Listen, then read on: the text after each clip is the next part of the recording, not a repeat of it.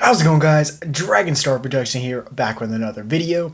And in this edition of Dragon Ball What Ifs, we got a pretty fun one, that being what if Trunks and Mai stayed in the present timeline, or just as the timeline that we all know. And this what if, unlike most of my others what ifs, will be rather easy to do. Just instead of Trunks and Mai having to live in another timeline with themselves in a completely awkward stance, they'll simply just get to stay in the main timeline. Now, let's jump straight into the video intro.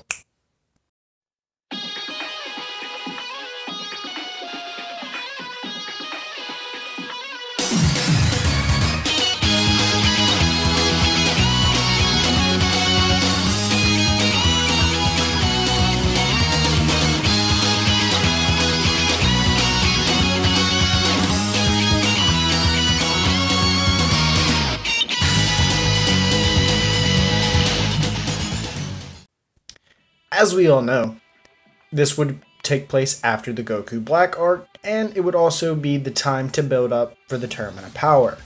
So Trunks would be exploring this new power, or at least trying to get control of Rage like he just was able to do against Goku Black. And Goku, of course, would be training with Trunks quite often. So although being able to reach Super Saiyan Rage Trunks wasn't on the table yet, he was still growing quite strong. And as for Mai, she was able to build a great relationship with Bulma, and she was even able to help her at Capsule Corp and was quite a good hand and was able to build a good bit of the inventions for Bulma, creating faster process and making better inventions at a more sufficient rate. Trunks, though, would also attempt to keep a good relationship with his younger self, Kid Trunks, even promising to show him Super Saiyan 2. But this would be a while before he could actually show him. Mai would also be kind to her younger self, but her younger self was also very sarcastic and rude towards her, so she just kinda smiled at her and went on with her business. But I know what you're all thinking. What does this really change besides Trunks and Mai being in the timeline? Well, because the Tournament of Power hasn't been quite mentioned yet, because Goku isn't bored. Because he has Trunks to train with, and Trunks is never going to back down from saying no to Goku. So the Tournament of Power is slightly delayed there for a minute, because Trunks and Goku, and a little bit time Vegeta, they're all training. However, like normal, Goku would still end up remembering the idea of the Tournament of Power, so we wish to bring it upon Zeno, so he does. So then we get to the exhibition match. And this is where things change a lot, because Trunks has been training with Goku side by side for a while. He was actually there with Zeno, so Trunks will be replacing Majin Buu on fighting Basil in the exhibition match. So I'm just going to waste no time and jump straight into the fight. They were dashing in at each other. Trunks was using his punches while Basil was blocking with his feet. This was catching Trunks very off guard, so he decided to pick it up a notch and go Super Saiyan. After Trunks' hits were connecting, Trunks would try to build up an opening by side kicking, forcing Basil to use his arms, in which Trunks grabs and hip tosses him over his shoulder, causing Basil to slide across the arena. Basil, though, reacts fast and gets up, shooting a blast straight out of his foot, but Trunks counteracts the blast with a burning attack. The two seemed quite evenly matched at this time. The two fighters were very tired, especially Basil, after he shoots a rapid ki blast from his feet, as we've seen him do in the exhibition match against Majin Buu. Trunks has no choice but to power up one more time to Super Saiyan 2. Trunks then rushes through all the ki, dodging them until punching Basil right in the gut. Basil is stunned, but Trunks takes this as a moment to use his father's technique, the Gallic Gun. This was enough to knock Basil off the edge of the ring, but as we all know, Basil had another trick up his sleeve. He would, like Cannon, eat the rip-off version of the Tree of Might, or the fruit from the Tree of Might, and grow so much larger and much more deadly. Trunks and Basil was putting on quite the show for Zeno, but even with Basil's big boost, Trunks was dodging his attacks until getting fed up with Basil, so he uses his old technique, a Finish Buster, which does just that. It finishes Basil. After this fight, everything would kind of take place as normal in the exhibition match. Now we really get to jump into the prep of the Tournament of Power. Because after hearing about the Tournament of Power, Trunks would be most interested in training with his father, Vegeta, but he could never get to find him. He was always gone, so instead Trunks would train with Piccolo until Goku came up with the idea of him actually coming with him to train with Whis so that he could master this Super Saiyan Rage form that he's been trying to do on Earth for quite some time, since after the Goku Black arc. Trunks believed it was a good idea, so he did just that. Mai, though, during this time, she was actually trying to create her own invention. This invention was to help some military-grade guns that could even damage a Frieza soldier, for example, the gun's power. And with Bulma's help, the gun became a big hit for the military. But meanwhile, back to Trunks, he would be pushed through some very intense training with Whis while Beerus mumbled about him being some criminal for time traveling in time.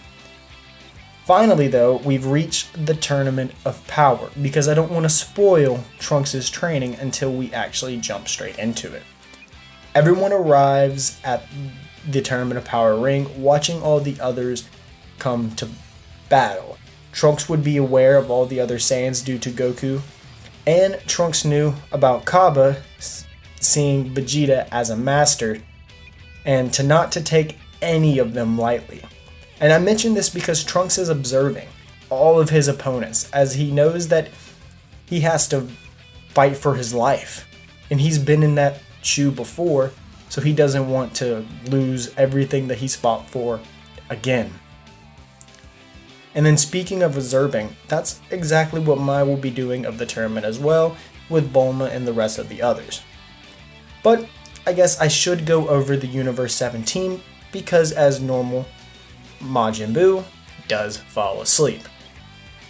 So it will be Goku, Vegeta, Gohan, Piccolo, Master Roshi, Android 18, Android 17, Krillin, and Trunks, and because like I said before, Majin Buu falls asleep, Frieza would not be the suggestion and said they would go back to Tien's dojo and get him to recruit, and he would join in, being that the universe was on the line.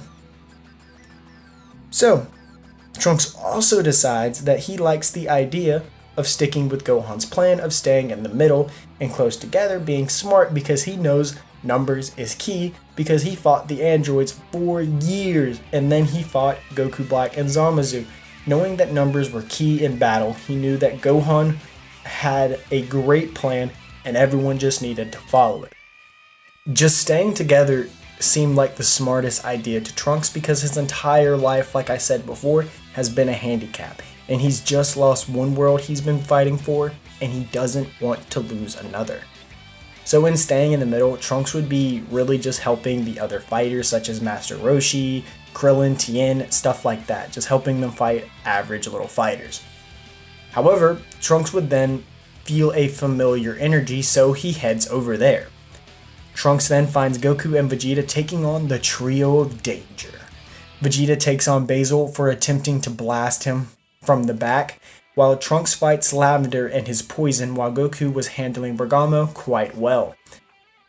This would eventually lead with the Trio of Danger to use their last resort, their finishing move, but it was very short-lived due to a final burning Kamehameha, eliminating the last members of Universe 9. Next up for Trunks though, he head over to come across Mercham from Universe 10. He was a big brute, but that was basically it. Trunks used all of his speed just to get the upper hand. Trunks rushed in behind Mercham, knocking him in the back. He then used another burning attack, but the fight was interrupted by Vegeta, who stole the elimination from his son. However, Trunks would end up getting his first solo elimination after going Super Saiyan and just easily knocking off Jamise, who thought his instant transmission could help him, but we all know that Trunks is familiar with the instant transmission because of fighting Goku. Trunks then, right after eliminating Jamise, would be caught off guard by none other than Frost. Frost would come up sneak attacking Trunks, which gave him the upper hand, just smacking Trunks with his tail. Luckily though, Gohan was able to intercept one of Frost's punches and allows Trunks to get stable and fight fairly. Trunks knew not to underestimate Frost, knowing that he had to be at least a little bit cunning, just like Frieza. Trunks wastes no time and goes Super Saiyan 2.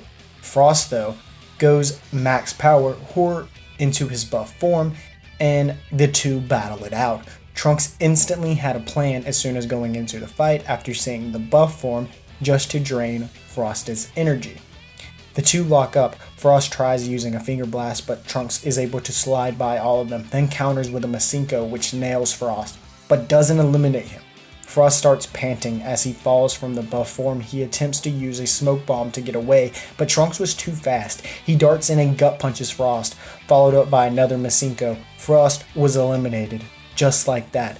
Trunks would then rush into the middle to get a breather, which works for a while until Anaraza forms. Trunks would then go Super Saiyan 2 and replace Frieza in the fight against Anaraza.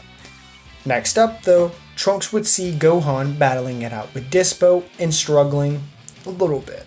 Dispo's speed was killing Gohan because he couldn't keep up, but Trunks rushes in and catches Dispo by surprise. This creates an opening for Gohan to grab him.